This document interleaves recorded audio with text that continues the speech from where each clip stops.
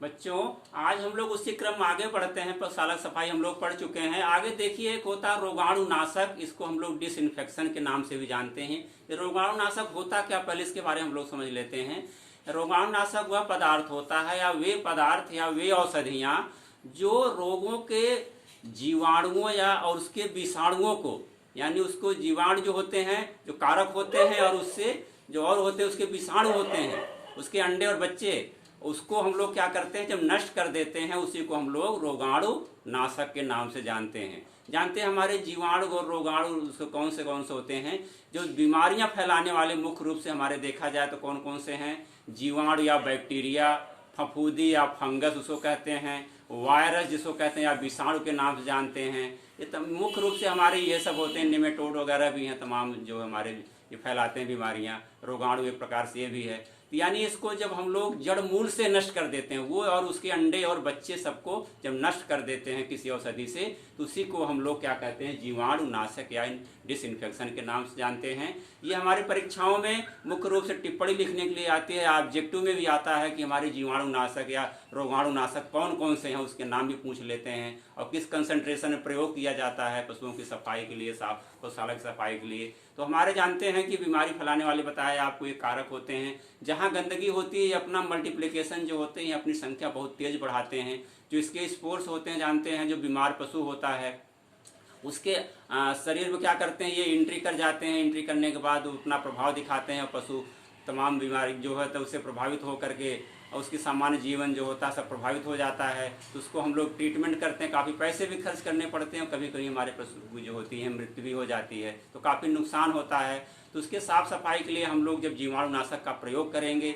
तो उससे बचे रहेंगे। जानते हैं तमाम बीमारियां भी हम लोग पढ़ चुके थे, संक्रामक और छुआछूत या संसर्गित रोग क्या होता है। जो हमारे छुआछूत रोग होते हैं जानते हैं, जो संपर्क में आते हैं पशुओं के चारे से, उसके शरीर से, उसके पीने वाले पानी से, बर्तन से, उसके संपर्क में आने से जो हमारे छुआछूत की बीमारी होती है। जो हमारे पशु कमज़ोर होते हैं क्योंकि उसके अंदर जो होती है बीमारियों से लड़ने की क्षमता, जो इम्यूनिटी पावर उसके शरीर में होती है, कमज़ोर होती है, तो बहुत जल्दी किसी बैक्टीरिया, वायरस या फफूंदी से प्रभावित हो जाता है और ग्रसित हो जाता है। और उस पशु से जब बीमारी से प्रसिद्ध, जिसे गलघोंटू बीमारी हमारी हेमोरेजिक सेप्टिसेमिया इसको हम लोग कहते हैं, अगर उससे प्रभावित है, उससे जो क्या है तो उसके बैक्टीरिया होते हैं दूसरे पशुओं को भी हो जाते हैं, वो पशु भी हमारा प्रभावित हो जाता है।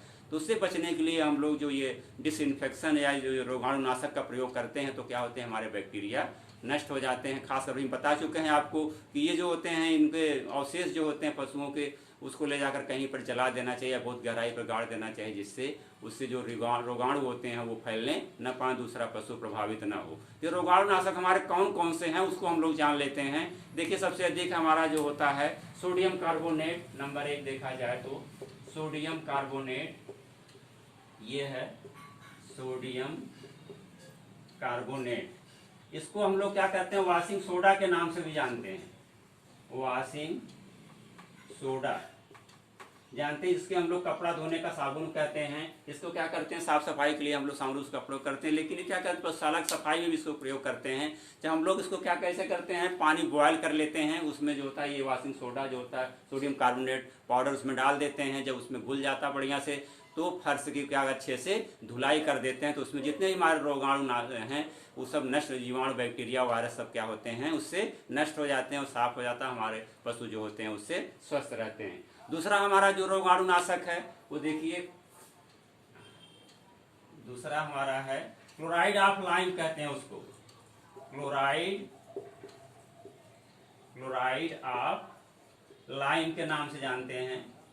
ये क्या होता है, एक प्रकार के ये भी हमारा जो होता है रोगाणुनाशक होता है। सफेद रंग का पाउडर होता है। इसको हम लोग जो होता है इसका अगर 1 किलोग्राम हम लोग ये लेते हैं लाइम, इसका पाउडर लेते हैं और इसमें 25 लीटर, 1 केजी अगर हम इसको लेते हैं, 1 केजी में 25 लीटर पानी, 25 लीटर पानी में घोल करके जो होते हैं हमारे पशुशाला की सफाई करते हैं, तो उससे जो हमारे जीवाणु होते हैं, बैक्टीरिया होते हैं, वायरस होते हैं, वो सब नष्ट हो जाते हैं। ये जहरीला पदार्थ उनके लिए है, तो सफाई के लिए हमारा रोगाणुनाशक का कार्य ये भी करता है। अगर हम आगे देखें, तीसरा क्या हमारा है, जानते हैं इसमें तीसरा हमारा मुख्य रूप से आता है फिनाल है, जिसको हम लोग फिनाइल के नाम जानते हैं। कार्बोलिक एसिड भी एक होता है, इसको हम लोग कहते हैं कार्बोलिक एसिड,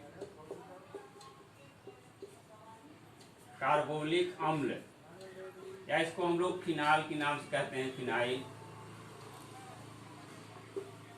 फिनाइल के नाम से भी जानते हैं। ये हमारा हो गया। इससे क्या करते हैं, इसका जब हम लोग छिड़काव करते हैं, फिनाइल का छिड़काव करते हैं, तो इसका करीब 5% घोल जैसे होता है, इसका घोल बना करके जैसे 100 लीटर पानी में 5 लीटर हम लोग क्या करते हैं, फिनाइल का घोल का छिड़काव मिला करके उसमें छिड़काव करते हैं, तो उससे हमारे जो होते हैं सब रोगाणुनाशक कार्य करते हैं, सब हमारे जितने बैक्टीरिया कारक होते हैं सब उससे नष्ट हो जाते हैं। इसके अलावा होती है एक लाल दवा, जिसको भी हम लोग पहले भी आपको बता चुके हैं लाल दवा क्या होती है। इसको हम लोग एक लाल दवा के नाम से जानते हैं। ये लाल दवा, इसका जो वैज्ञानिक नाम है, हम लोग रसायन विज्ञान में आप लोग पढ़े होंगे, तो इसका नाम है कि MnO4। इसका सूत्र होता है, ये भी आता है कभी कभी, लाल दवा का सूत्र क्या है उसको पूछ लेते हैं, तुम्हारा KMnO4 ये लाल दवा है। इसको मनुष्य भी अपने जो तमाम पानी पीने के लिए पहले कुओं में प्रयोग करता था बैक्टीरिया मारने के लिए, तो पशुशाला की सफाई के लिए भी हम लोग ये रोगाणुनाशक के रूप में करते हैं। जैसे हमारी चरही होती है जिसमें पशु पानी पीता है, उसको धुलने के लिए क्या करते हैं, इसको बढ़िया से इस पानी से धुल देते हैं, तो उसमें अंदर जो जीवाणु या बैक्टीरिया वायरस होते हैं सब नष्ट हो जाते हैं, और ये इसका साइड इफेक्ट भी नहीं होता है, और इससे ज़्यादा बदबू भी नहीं करती। इसको लाल दवा के नाम से जानते हैं। इसके अलावा हमारी देखिए अगली जो होती है, तमाम और भी आते हैं उसके हमारे डिसइंफेक्टेंट आते हैं। एक होता है मर्क्यूरिक क्लोराइड, मर्क्यूरिक क्लोराइड, ये भी रोगाणुनाशक है। इसका होता है मर्क्यूरी, जानते हैं पारा होता है, बहुत खतरनाक होता है, HgCl2 इसका सूत्र होता है। HgCl2 जानते हैं, इसका जो पारा मर्क्यूरी को हम लोग पारा के नाम से जानते हैं, HgCl2 होता है, ये बहुत जहरीला होता है, इसको बहुत सावधानी से प्रयोग करते हैं।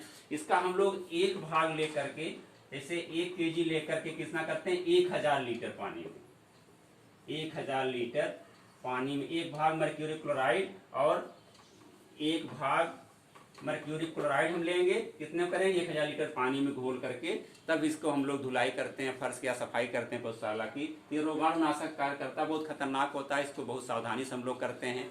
जानते हैं कि इसको हाथ से कम प्रयोग करते हैं, मशीनों में डालने के बाद उससे हम लोग स्प्रे करते हैं जिस रहते हैं, और अपना मुंह नाक बांध करके स्प्रे करना चाहिए, जिससे आदमी के शरीर में न जाने पाए, इस चीज़ का सावधानी हम लोग रखते हैं। मर्क्यूरी क्लोराइड नाम जानते हैं, हमारे तमाम और डिसइंफेक्टेंट हैं, जिसको हम लोग तमाम बाजारों में उपलब्ध भी हैं। उसमें देखिए हमारे मुख्य रूप से हैं, ये क्रिसाल है, क्रिसाल है, डिटॉल है, लिस्टरीन एक होता है, लिस्टरीन, एक होता है लाइसोल, और एक होता है फॉर्मेल्डिहाइड,